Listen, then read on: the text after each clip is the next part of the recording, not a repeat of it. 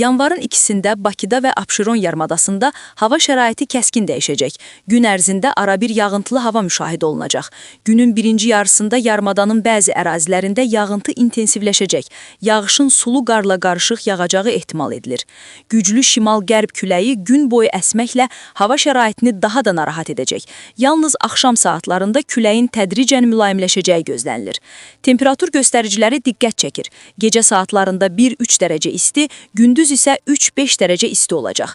Atmosfer təzyiqi kəskin yüksələrək 759 mm civə sütunundan 772 mm civə sütununa çatacaq. Nisbi rütubət isə 75-85% təşkil edəcək. Regionlarda vəziyyət daha gərgindir. Azərbaycanın rayonlarında hava şəraiti bəzi yerlərdə arabir yağıntılı qar yağacağı gözlənilir. Ayrı-ayrı ərazilərdə qarın intensiv olacağı istisna edilmir. Axşam saatlarından sonra yağıntıların tədricən kəsiləcəyi proqnozlaşdırılır. Gecə və səhər saatlarında duman müşahidə olunacaq. Qərb küləyi bəzi yerlərdə arabir güclənəcək. Temperatur rayonlar üzrə gecə 2 dərəcə şaxtadan 3 dərəcəyədək isti, gündüz 3-8 dərəcə isti. Dağlıq ərazilərdə gecə 3-8 dərəcə şaxta, gündüz isə 0-3 dərəcə şaxta olacaq. Xüsusi xəbərdarlıq. Gecə saatlarında bəzi dağlıq ərazilərdə yolların buz bağlaması ehtimalı var. Sürücülərə və piyadalara maksimum diqqətli olmaq tövsiyə olunur.